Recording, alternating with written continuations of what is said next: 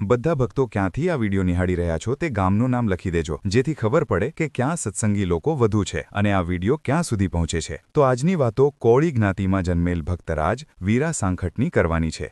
તે કેવા દાનવીર હતા કે ઘર વેચીને ભગવાનનું ઘર એટલે કે મંદિર બંધાવ્યું હતું. તો પ્રસંગ શરૂ કરીએ. બાબરિયાવાડ પ્રદેશમાં ટીંબી કરીને એક ગામ છે. ત્યાં કોળી ભક્ત વીરા સાંખટ રહેતા હતા. વીરા ભક્તના પિતા રામભાઈ પ્રથમ ભેરાઈ ગામમાં રહેતા હતા. પોતે બહુ જ ઉગ્ર સ્વભાવના અને સત્સંગી નહીં, તેથી લોકો સાથે હર વખત ઝઘડા કર્યા કરતા. એક વખત પોતાના ખેતર વચ્ચેથી નીકળતી કેડીએથી ચાલતા લોકોને જતા અટકાવ્યા, એટલે ઝઘડો થવા લાગ્યો અને બાબરિયાવાડમાં મુખ્ય અને મહાબળવાન ગણાતી આહિર કોમની સાથે વિશેષ રૂપમાં કંકાસ થઈ પડ્યો. તેમાં 4 આહિરોને ઠાર કરી રામભાઈ ભેરાઈ ગામ છોડીને વીરો, દીકરો અને પોતાની ભેંસો લઈ વડલી ગામે રહ્યા.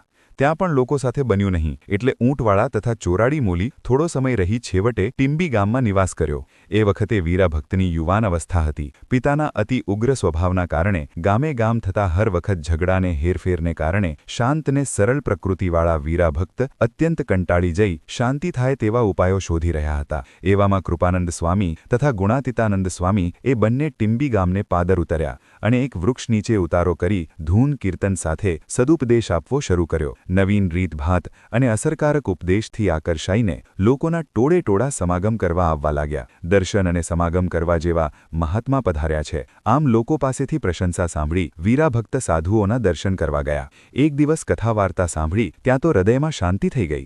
તેથી મનમાં વિશ્વાસ આવ્યો કે આવા સંતોના સમાગમથી જીવનું જરૂર કલ્યાણ થાય. આપણા સદભાગ્યે આવા પવિત્ર ને પરમાર્થી પુરુષ ઘેર બેઠા મળ્યા છે, માટે એ કહે તેમ જીવનભર વર્તી મોક્ષ મેળવી લેવો. આ પ્રમાણે ચોક્કસ વિચાર કરી વર્તમાન લઈ કંઠી બાંધી સત્સંગી થયા. સ્વામીનો ઉપદેશ આર પાર ઉતરી ગયેલ, તેથી નાવા ધોવાનો નિયમ લઈ તુરત જ પૂજા પણ લીધી. સ્વામીએ ઉપદેશ આપતા કહેલ કે આ જીવ અબજો વર્ષથી જુદી જુદી અનેક યોનિમાં અનંતવાર જન્મ ધરી અનંત પ્રકારમાં દુઃખો ભોગવતો આવે છે. મનુષ્ય જન્મમાં નીતિ અને ધર્મમાં રહી પ્રભુની ભક્તિ કરીએ તો એ બધા દુઃખો હંમેશને માટે નાશ પામી જાય છે. સદા શાંતિ ને પૂર્ણ સુખ સૌ કોઈ ચાહે છે, તે એક પ્રભુ પાસે જ છે. માટે મનથી માનેલ મતનો ત્યાગ કરી નિસંશય થઈ શ્રદ્ધાપૂર્વક સત્પુરુષનો સમાગમ કરી દરેક મનુષ્યે સૌથી પહેલા ચીવટ રાખી પોતાના જીવાત્માનું કલ્યાણ થાય તેમ તત્કાળ કરવું જોઈએ. વીરા ભક્તે સ્વામીના આ ઉપદેશ વચનો ખાસ ખ્યાલમાં લઈને ખાવું, પીવું, સૂવું, બેસવું વગેરે સર્વ ક્રિયામાં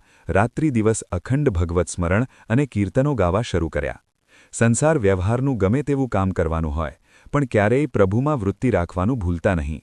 આ રીતે અંતઃકરણના અત્યંત શુદ્ધ ભાવથી પ્રેમાર્દ્ર હૃદયે ભક્તિ કરતા વીરા ભક્તની એટલી બધી ઉચ્ચ સ્થિતિ થઈ ગઈ કે બાબરિયાવાડ પ્રદેશમાં અંત સમયે કોઈ ભક્તને શ્રીજી મહારાજ તેડવા જાય ત્યારે વીરા ભક્તને પ્રથમ દર્શન આપી કહેતા કે આજે અમુક ગામના અમુક ભક્તને ધામમાં તેડી જશું. આ પ્રમાણે શ્રીજી હર વખત દર્શન દેતા.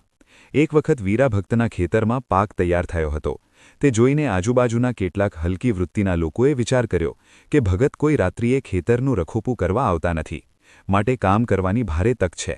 રાત્રિએ લોકો ભગતના ખેતરમાં પેસવાની તૈયારી કરતા હતા. ત્યાં તો માણકી ઘોડી ઉપર શ્રીજી મહારાજને ખેતરની ચોતરફ રખવાળી કરતા જોયા તે લોકો ભાગી છૂટ્યા. એ પ્રમાણે 2-3 વખત તે લોકોએ જોયું એટલે તેમને એમ થયું કે ભગતે કોઈ રખોપિયો રાખ્યો હશે. તેથી ભગતને એક દિવસ પૂછ્યું કે તમે કયા ગામનો રખોપિયો રાખ્યો છે? ખેતરની ભારે દેખરેખ રાખે છે. ભગત કહે, ભાઈ, મેં તો કોઈને રાખેલ નથી, પ્રભુને ભળાવ્યું છે. તે એમને જેમ કરવું હોય તેમ કરે, આપણે કાંઈ ચિંતા કરી નથી. ભગતની વાત સાંભળી લોકો આશ્ચર્યચકિત થઈ ગયા અને ત્યારથી સર્વે લોકો ભગત તરફ માનની દૃષ્ટિથી જોવા લાગ્યા. વિડીયો બનાવવામાં ખૂબ જ મહેનત અને સમય લાગે છે, તો બધા કમેન્ટ અને લાઇક અવશ્ય કરીને જજો. બધા ભાવિક ભક્તોને જય શ્રી સ્વામિનારાયણ.